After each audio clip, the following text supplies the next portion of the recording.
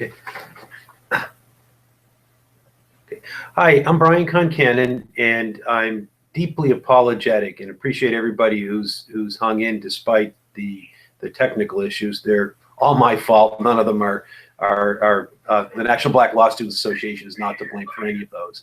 And I appreciate both Nblsa and all the attendees' patience with my technical insufficiencies.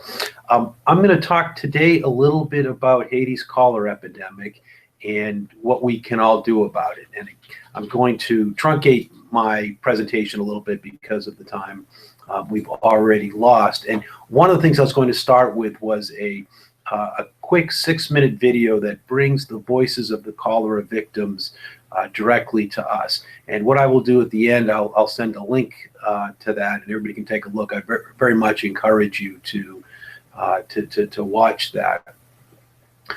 So I work for an organization called the Institute for Justice and Democracy in Haiti, and we try to make the justice system work for the majority of Haitians who are poor.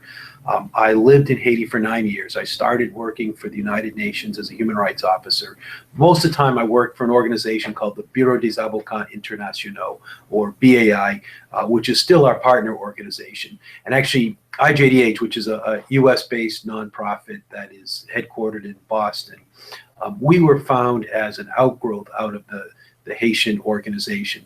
Basically in 2004, after there was a coup d'etat in Haiti, where the U.S. government didn't like Haiti's president, and we kidnapped him and put him on a plane for Africa. It became clear to us that we needed to keep fighting for justice in Haiti to make the system, the Haitian courts work for Haiti's poor, but that we also needed to bring that fight abroad to where important decisions about Haitians' rights are made. And so we decided to start. So I left Haiti and came back to the U.S. and started IJDH, where I've been working for the last 11 years now. I like to try to, if I can get to do a PowerPoint, I'll try to show that. Again, I'm sorry that I've had problems with this so far, and we'll see if this can work.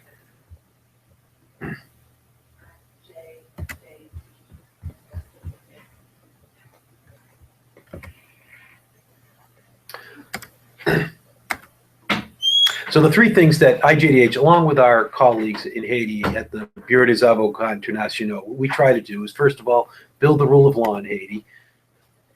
Second, give Haiti's poor their day in court. And especially in the Boston office and in the US, we try to bring Haitians' fight for justice to the international community. And we think that our model of solidarity-based advocacy and our work of combining political and grassroots strategies with legal strategies is an interesting model that both borrows from important work done in the U.S. civil rights movement and many other areas where law was one of many tools to affect social change. We think it's an interesting model, and there was actually a book written about it last year called How Human Rights Can Build Haiti, and we'd encourage people who are interested to find out more, about our work to read that book. I'd like to talk a little bit about cholera in Haiti, and this is actually the video that we weren't able to get to work, but I'll just go over very briefly the details of the cholera epidemic. It was brought to Haiti by UN troops in October of 2010. The troops were rotated from Nepal, where there was a cholera epidemic, and they were not tested or treated for cholera, and they were placed at a base where they were dumping the waste directly into the top of Haiti's largest river system. The cholera soon spread throughout the country, and it's nationwide. Haiti's cholera epidemic is the worst single cholera epidemic in modern times. Over 9,000 people have been killed officially. Most people think that it's much higher than that, perhaps double that amount unofficially, because many people never made it to any medical treatment. And about 700,000 people officially have been sickened. When we first heard about the cholera epidemic, my colleagues in Haiti said, we've got to do something. And I was actually reluctant to do it. I felt that the proof of United Nations responsibility was so large and the damage was so great that the organization really had no choice but to stand up and take responsibility. So I said, let's wait. My Haitian colleagues, especially Mario Joseph, who's the managing attorney of the BAI, they insisted we do something, and soon enough it became clear that the UN was not going to take responsibility, so that we had to step up. And the first thing we did when we stepped up was Mario and his colleagues went out and got 5,000 complaints that we filed with the United Nations Claims Unit. Now, and you've got on the screen, it's the Convention on the Privileges and Immunities of the United Nations, which is one half of the UN immunity regime. The UN, the first half is Section 2 of this convention, which says that the UN shall be immune from suits. But the second part is what you have on the screen, which is Section 29. And Section 29 is what was given to what the UN promised in return for the very exceptional grant of immunity that it received in the convention. And Section 29 says that the UN shall make provisions for appropriate modes of settlement of disputes arising out of contracts or other disputes of a private law character. So basically, if it's the type of thing that only the UN can do, so the decision to deploy troops or the decision to pull out of a safe area, those kinds of decisions are not challengeable. The UN does not have an obligation to provide an alternate dispute mechanism for them. But for ordinary types of actions, the type of things that private citizens, companies, and others can engage in, especially tort suits, those are the types of things that the UN is required to provide alternate mechanisms for. And the types of things, the UN does this every day. There are car accidents, there are helicopters that go too close to to a roof and wreck it. There are disputes over rented buildings, and in all of those situations, the UN every day is making provisions for the settlement of those disputes. But when we said, okay, you have immunity, but you also have this obligation to provide an alternate mechanism, and we sent them 5,000 complaints, the UN said, no, we're not going to accept these complaints. The organization took 15 months. So we first filed our complaints in November of 2011, and it wasn't until early 2013 that the UN got back with their response. It was a very brief two-page letter saying that the UN refuses to receive our complaints. And it didn't take the UN's legal department, which is made up of some great lawyers, it didn't take them 15 months just to write a two-page letter. What happened was the Secretary General asked the legal department and some others their advice, and their advice was that yes, our complaints are in fact legitimate and that the UN does need to respond to. At the political level, the UN said, no, we can't do that, and so it instructed their lawyers to come back with a different answer than their original legal recommendation.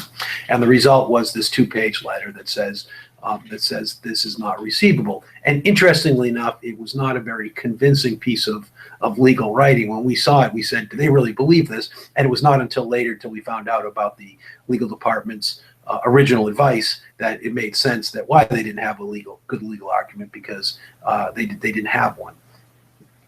So once we once the UN refused to accept our complaints, we wrote back to them and we said, look, shall means shall.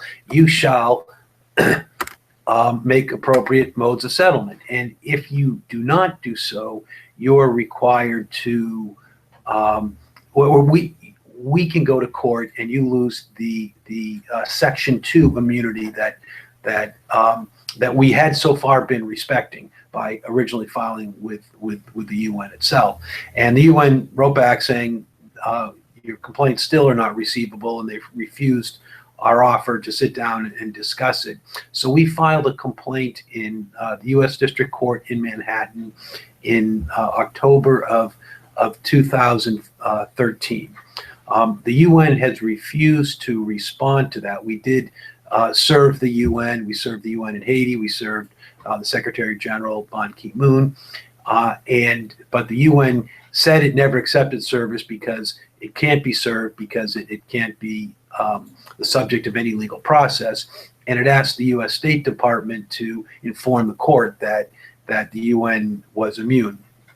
In fact, it was the State Department passed the case on to the Department of Justice, who has appeared before the court, basically carrying the UN's water and making the argument that the UN cannot be brought before U.S. courts. So we've been now fighting it out for since the fall of 2013 in the U.S. courts. We had a hearing in the fall of 2014. Just about a year ago, the district court agreed with the U.S. Department of Justice and dismissed the lawsuit. We have now appealed, and it's before the Second Circuit Court of Appeals. We're actually expecting a decision fairly soon. The case has been calendared for the end of this month, February 29th, and we expect a decision anytime within the next 4 months following the February 29th calendar. If we win, we're expecting that the Department of Justice is going to appeal the case to the Supreme Court. If we lose and the appeals court upholds the dismissal, we then have a choice of either appealing to the Supreme Court, which right now we are leaning to because we think this is an issue of first impression, or we can look elsewhere. And we're right now working on potential claims in some European countries. We also are preparing the ground for a complaint in Haiti. At this point, the Haitian government is extremely supportive of the UN and has said that it doesn't support our claim. It doesn't think that its citizens should have a claim, and in fact has prevented cholera victims from getting their records. So we don't think we could get a fair trial right now in the Haitian justice system, although that may change with some of the elections that are happening in Haiti.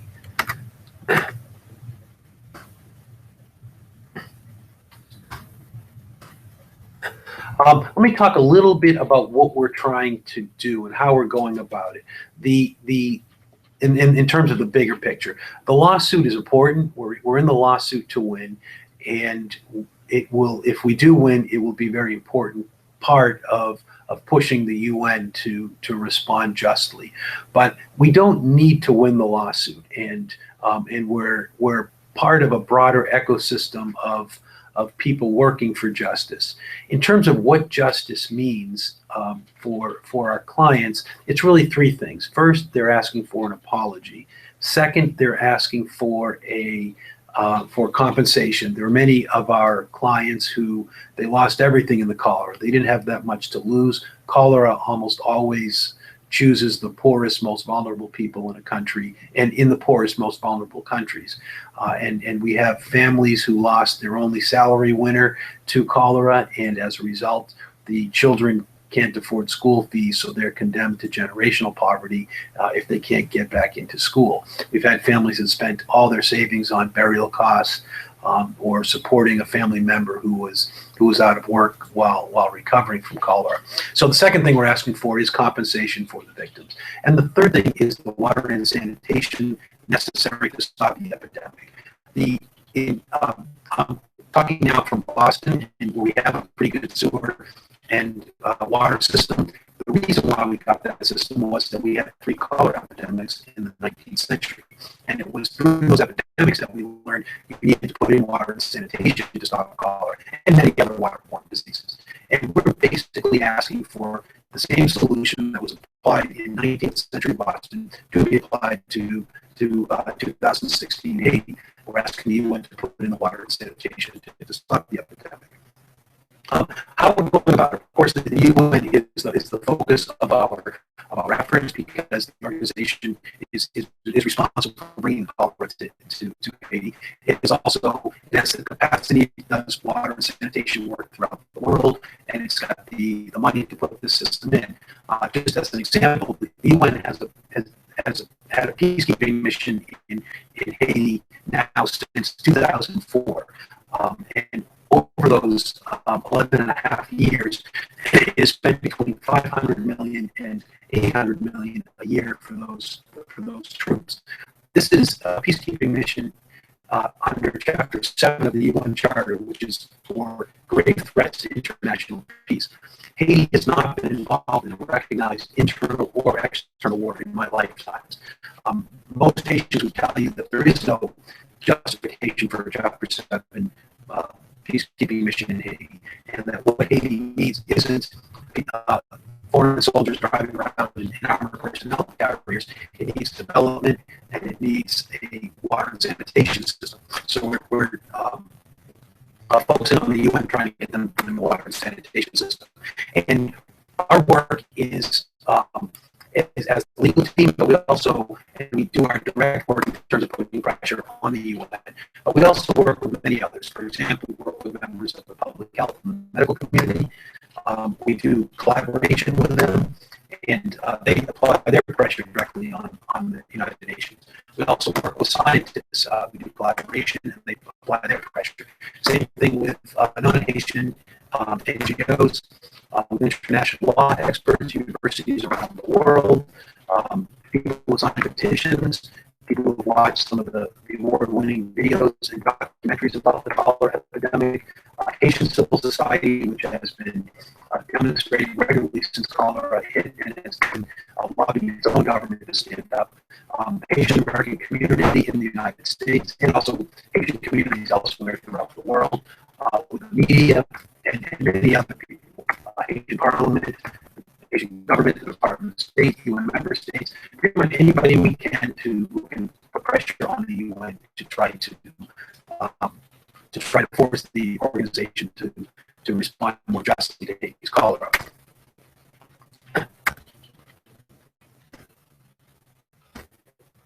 A review of what justice for us looks like. And the first is compensation for the victims. These are desperately poor people who need whatever help, who need to have compensation for their serious injuries.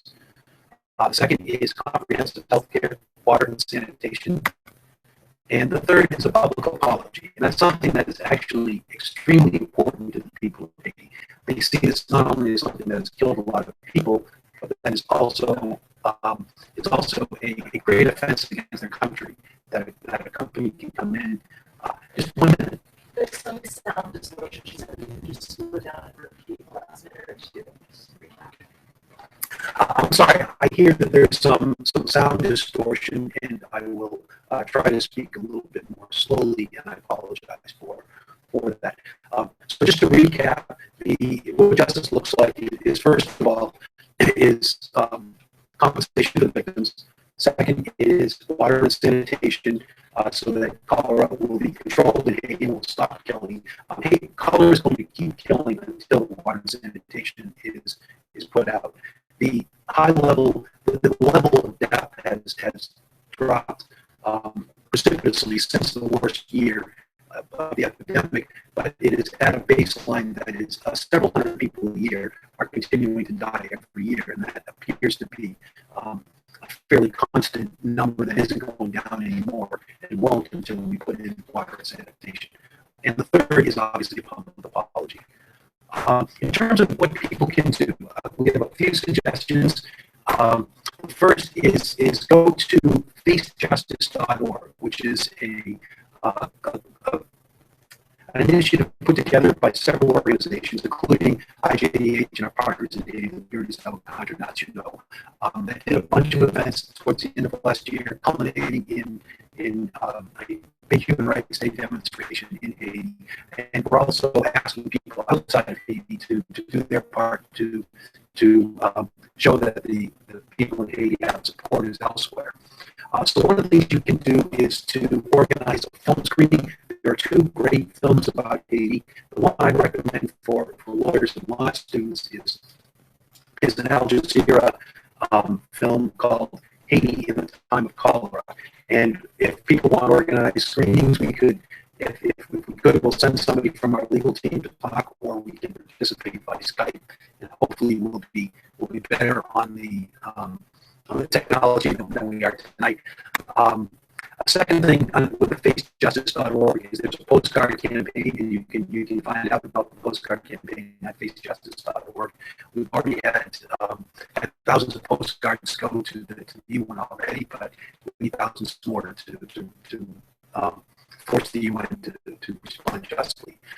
There's also a petition at this link, and we've got close to 30,000. It's over 29,000 people signed. And one of the things that we're looking to do is try to get over that 30,000 hump.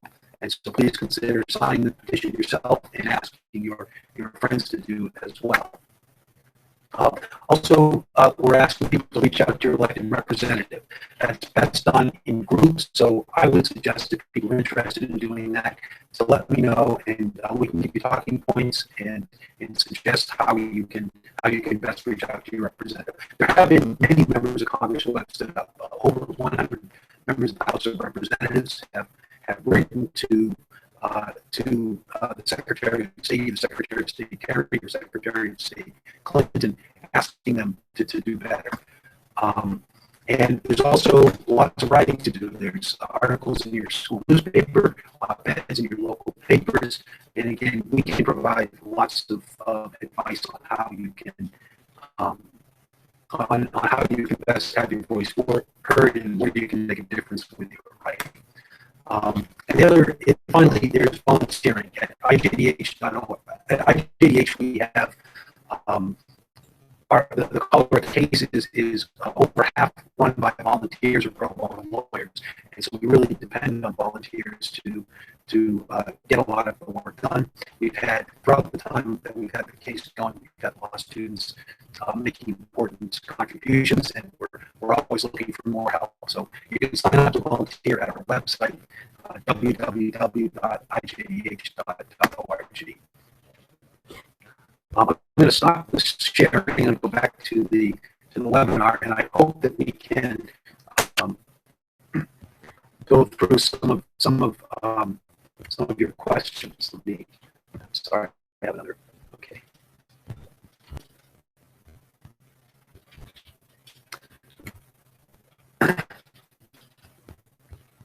So connecting to the question and answer, and again, apologize for my technical issues, but please pass in any questions you have, and I'd be happy to answer them.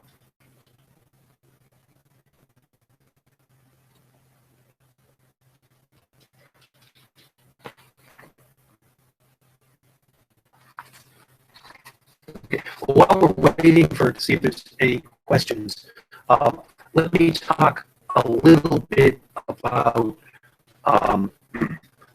what we did in putting the legal case together. So we first filed, in terms of the U.S. case, we filed a complaint, and when it took us a long time to try to serve the UN because they were trying to avoid being served. And when we finally did serve, and we moved to the court to certify that our service was good, and because the UN had not responded to, we were laying the foundation for a default judgment. But in response to that, the U.S. attorney moved to dismiss the case. So we tried to gather as much support as we could for the to show the district judge that there was pretty broad support for this case. So initially we had 3 amicus briefs that supported our original, it's the opposition to the government's motion to dismiss. And we had amicus briefs from the Asian community. So we had some Asian American lawyers who've been working on a few different aspects of the case. They put together a brief explaining why, from the Asian American community, it was important to give this case an opportunity to be heard. And then we also added on briefs from international law scholars, some of them in the United States, some of them abroad, but also a series of briefs, or a brief from a group of European lawyers. And the reason why we felt that the European lawyers were important is that in Europe, the courts have been much more willing to rule that an international organization loses its immunity if it does not provide an alternate mechanism. They have yet to rule that on a case involving the United Nations. Typically in the UN cases, they find that this is some kind of operational necessity or some other issue that isn't at stake in our case. But for other organizations that have identical immunities to the UN, they have said that the organization, if it won't provide an alternate mechanism, loses its immunity.